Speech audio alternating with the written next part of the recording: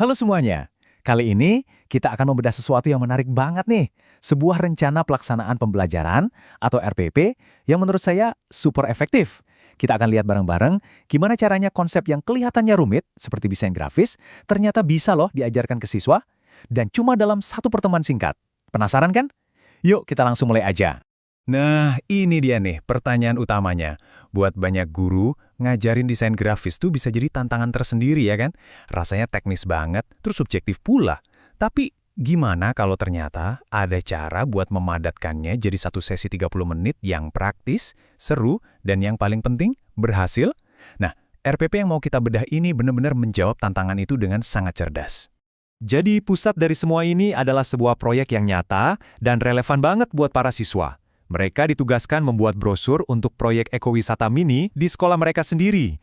Tujuannya itu bukan sekedar bikin sesuatu yang cantik loh, tapi lebih dari itu, gimana caranya memberdayakan siswa untuk mengubah hasil riset dan tulisan mereka menjadi sebuah produk visual yang bisa berbicara dan meyakinkan orang lain. Dalam waktu 30 menit yang super singkat itu, tujuannya ada 3. Dan ketiganya ini jelas banget dan realistis untuk dicapai. Pertama, siswa bisa merancang layout. Kedua, mereka belajar gimana caranya menggabungkan teks sama gambar. Dan yang ketiga, ini yang paling penting nih, mereka berhasil membuat draft pertama. Ingat ya, ini bukan tentang kesempurnaan, tapi tentang bagaimana memulai proses kreatif itu sendiri. Oke, sekarang kita intip yuk gimana pelajarannya dimulai. Nggak ada waktu yang terbuang sia-sia. 5 menit pertama itu langsung tancap gas dengan pemanasan yang penuh energi, yang dirancang khusus untuk memancing kreativitas siswa dan menyiapkan otak mereka untuk berpikir secara visual. Coba deh, perhatikan instruksi pemanasannya. Gurunya minta siswa membuat sketsa super cepat cuma dalam 30 detik. Ini bukan tes jago gambar ya, sama sekali bukan. Tapi ini tuh cara yang jenius banget buat menghilangkan ketakutan mereka pada kertas kosong. Dan pertanyaan, bagian apa yang kalian gambar pertama? Wah, itu langsung memicu mereka untuk berpikir soal prioritas visual. Nah, ini dia poin krusialnya. Pelajaran ini tuh berfungsi seperti jembatan. Jadi siswa itu nggak mulai dari nol. Mereka sudah punya modal, yaitu materi tulisan dari pelajaran sebelumnya. Tugas mereka sekarang adalah menerjemahkan kata-kata itu menjadi sebuah bahasa yang benar-benar baru, bahasa desain visual. Sekarang kita masuk ke inti pelajarannya, ke dagingnya. Di sini, gurunya nggak memberikan kuliah panjang lebar tentang teori desain yang mungkin bikin ngantuk. Justru sebaliknya, hanya dalam beberapa menit saja, prinsip-prinsip dasar desain yang paling fundamental itu disajikan dengan cara yang gampang banget diingat dan bisa langsung dipraktekkan. Gurunya menggunakan akronim yang gampang diingat, CRAP. Ya, mungkin kedengarannya agak lucu ya. Tapi jangan salah, ini adalah kerangka kerja yang sangat kuat bagi pemula untuk memahami apa sih yang membuat sebuah desain itu terlihat bagus dan berfungsi dengan baik. Ini benar-benar fondasinya.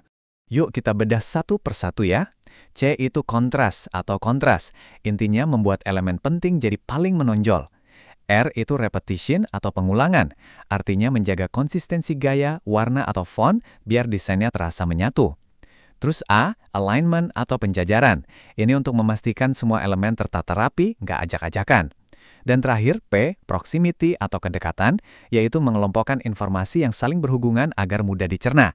Sederhana kan? Tapi dampaknya luar biasa. Selain prinsip desain tadi, siswa juga diberi semacam contekan, yaitu daftar elemen wajib. Anggap saja ini seperti resep atau checklist. Dengan adanya daftar ini, mulai dari headline yang menarik sampai info kontak, siswa jadi punya struktur yang jelas banget tentang informasi apa saja yang harus mereka masukkan ke dalam brosur. Nah, setelah dapat bekal teori kilat, sekarang saatnya praktek. Siswa nggak bekerja sendirian, melainkan dalam kelompok. Disinilah momennya mereka mulai menerapkan pengetahuan baru mereka untuk mengubah ide-ide yang tadinya abstrak menjadi sketsa visual pertama yang lebih konkret. Dan lihat deh alokasi waktunya, benar-benar padat. Total hanya 20 menit untuk seluruh kegiatan inti ini. Bayangin, 8 menit untuk workshop, 7 menit untuk diskusi dan membuat sketsa, dan 5 menit untuk saling memberi masukan. Setiap menitnya itu benar-benar terarah dan produktif.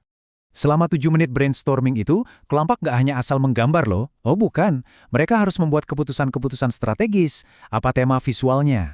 Informasi apa yang lo ditaruh di bagian depan, dalam, dan belakang brosur? Terus, gimana cara menyeimbangkan antara teks dan gambar? Ini benar-benar mengajarkan mereka untuk berpikir seperti desainer sungguhan. Hal yang cemerlang di sini adalah penekanannya pada sketsa di atas kertas. Kenapa? Karena ini menghilangkan hambatan teknologi.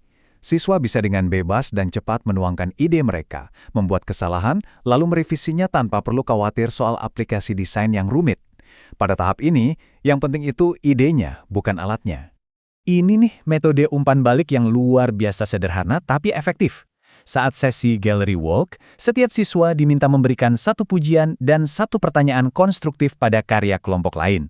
Format ini mendorong masukan yang positif dan membangun, bukan kritik yang menjatuhkan semangat. Oke, di 5 menit terakhir, pelajarannya nggak berhenti begitu saja. Sesi ini ditutup dengan refleksi singkat yang mendalam dan pemberian tugas lanjutan yang jelas. Hal ini untuk memastikan kalau proses belajar terus berlanjut, bahkan di luar kelas. Nah, gurunya melemparkan pertanyaan-pertanyaan reflektif yang mendorong siswa untuk berpikir lebih dalam. Seperti, apa sih yang paling sulit waktu merancang brosur? Atau gimana cara kalian mengatasi ruang yang terbatas di kertas? Ini membuat mereka sadar akan proses desain itu sendiri, bukan hanya fokus pada hasilnya saja. Tugas yang diberikan pun sangat konkret dan bisa langsung dikerjakan. Siswa diminta untuk memfinalisasi rencana mereka dan mengumpulkan semua bahannya, seperti teks final dan foto. Ini secara sempurna mempersiapkan mereka untuk masuk ke tahap selanjutnya, yaitu proses pembuatan brosur secara digital. Dan pelajaran ini ditutup dengan sebuah metafora yang sangat kuat. Ini mengingatkan para siswa bahwa tujuan akhir dari desain mereka bukanlah sekedar tugas sekolah, melainkan untuk menciptakan sebuah percakapan pertama yang menarik, sebuah pengingat bahwa desain yang baik itu intinya adalah tentang komunikasi dan koneksi dengan sesama manusia.